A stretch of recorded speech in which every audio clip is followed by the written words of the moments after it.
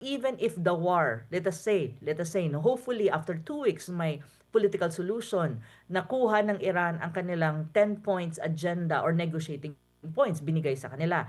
Things will not be that easy too. It will have it will take time and process to go back to the pre-Middle East war na nangyayari ngayon. Kasi una, may reconstruction ka. Ang reconstruction of facilities, even the oil-producing countries, may mga infrastructure sila na dahil sa gulo, natamaan, na-destroy. So it takes time to reconstruct.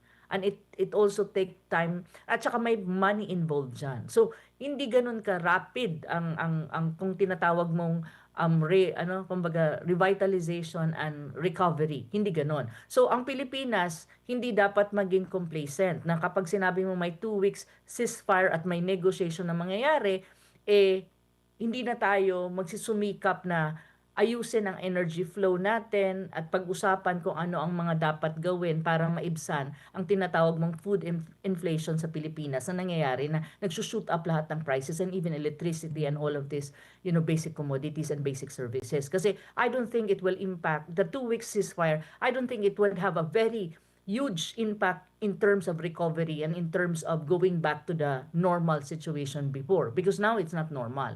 So ganun ang tingin ko.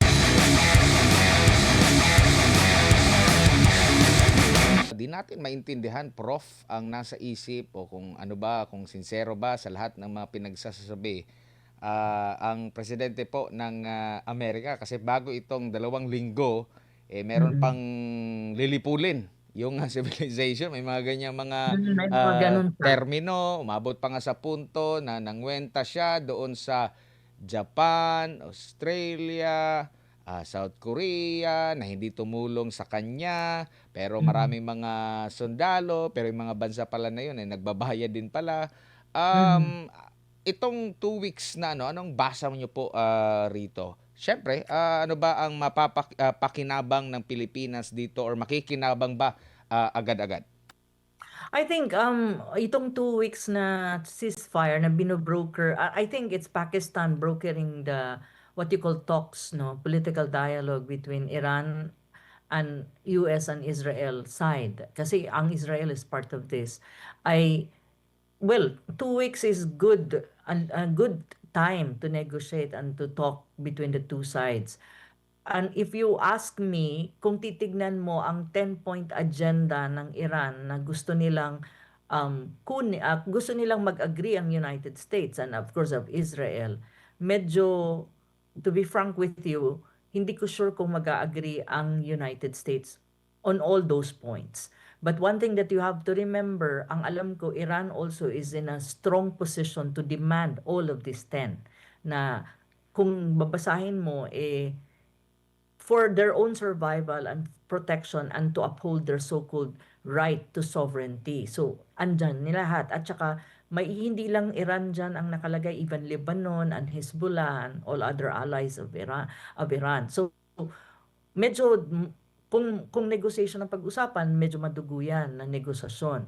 Now, kung ang tanong mo sa akin if it has benefits, of course it will have benefits first in humanitarian sense kasi syempre kapag may mga bombing from both sides, maraming casualty when you talk about civilian. Maraming namamatay, maraming infrastructure na nasisira at that is a cost to economy ng lahat ng bansa na involved dyan sa Middle East crisis or apektado sa Middle East crisis. On the Philippine side, it would also be a breather for us kasi ang ating OFWs unang-una apektado sila. So it can give them breather, especially yung hindi umuwi pa. When it comes to the Philippines in terms of if it will help in terms of yung oil price increase na ang bilis ng pagtaas ng mga presyo sa Pilipinas, especially ng oil and energy related products, even yung prices ng goods, ang mayroon kang food inflation na nangyayari because many things are imported from other countries, even basic commodities natin, at even our trade, ibig sabihin yung economic trade natin, exports to other countries and even import from other countries for basic goods na kinukonsumo ng Pilipinas. If you ask me kung itong 2 weeks ceasefire may kung makakaluwag ba tayo? Not necessarily, to be frank. In a way, siguro, pero in terms of yung fighting, but I think in terms of the impact, I don't think so. Because that doesn't mean na may 2 weeks kang hindi bakbakan, halimbawa, open na ang Strait of Hormuz mo, totally open, na it will not be regulated as ng Iran. Hindi naman kasi ang sitwasyon as before the pre-Middle East war. Hindi ganon eh. Kumbaga, ang suspended lang dyan is yung bakbakan, ang bombing from both sides or fighting. But I don't think that's that's already kumbaga kumbaga condition na babalik tayo sa regular na energy flows at saka yung traffic when you talk about trade kasi ang trade both on the may cargo, ang cargo mo shipping and at the same time it's both air and sea.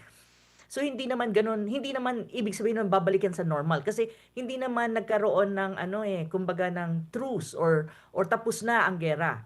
Temporary yan eh. So lahat ng tao na kumbaga lahat ng players naka-standby pero that doesn't mean that the whole situation changes. And even it doesn't also mean na easy na ang passage mo dun sa mga critical area, even let us say Strait of Hormuz na kung saan 20% ng trade when you talk about oil trade and even energy related parts dumadaan dun sa buong from Middle East to different parts of the world, especially to Asia na tayo nasa Asia. So I don't think so really. Even to be frank with you, Admar, even if the war, let us say, no, hopefully after 2 weeks may political solution, nakuha ng Iran ang kanilang 10 points agenda or negotiating points binigay sa kanila.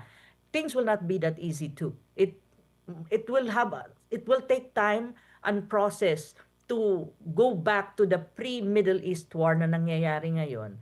Kasi una, may reconstruction ka. A reconstruction of facilities. Even the oil-producing countries, may mga infrastructure sila na dahil sa gulo, natamaan, na-destroy. So it takes time to reconstruct. And it also take time, at saka may money involved dyan. So hindi ganun ka rapid ang kung tinatawag mong kumbaga revitalization and recovery. Hindi ganon. So ang Pilipinas hindi dapat maging complacent na kapag sinabi mo may 2 weeks ceasefire at may negotiation na mangyayari, hindi na tayo magsusumikap na ayusin ang energy flow natin at pag-usapan kung ano ang mga dapat gawin para maibsan ang tinatawag mong food inflation sa Pilipinas na nangyayari na nagsushoot up lahat ng prices and even electricity and all of this, basic commodities and basic services. Kasi I don't think it will impact the 2 weeks ceasefire. I don't think it will have a very huge impact in terms of recovery and in terms of going back to the normal situation before because now it's not normal. So ganun ang tingin ko. And I think my opinion is being shared by many others in the international level when you talk about people who understand what's going on at the moment dito sa nangyayaring Middle East war or crisis, kung ano ang impact nito at paano ito anong nangyayari at anong mangyayari in a matter of time. And also one thing din, Admar, that you have to understand, itong 2 weeks, nila yon, kumbaga, okay, may 2 weeks silang agreed na, okay, pag-usapan natin ang mga bagay-bagay na nasa listahan ng Iran. Si Trump, mayroon din siyang sariling negotiating point at saka syempre Israel would be part of it. Now, hindi natin alam kung sa initial nilang usapan, day 1, day 2, magkakaroon ng agreement. May mga possibilities dyan na may gitgitan din na baka hindi pa matapos ang 2 weeks, balik na sila sa gera. So, ito yung mga realities na kailangan natin subaybayan at tignan na kung saan ang Pilipinas should never be complacent sa mga nangyayari. So, ito yung tingin ko na posibleng mangyari.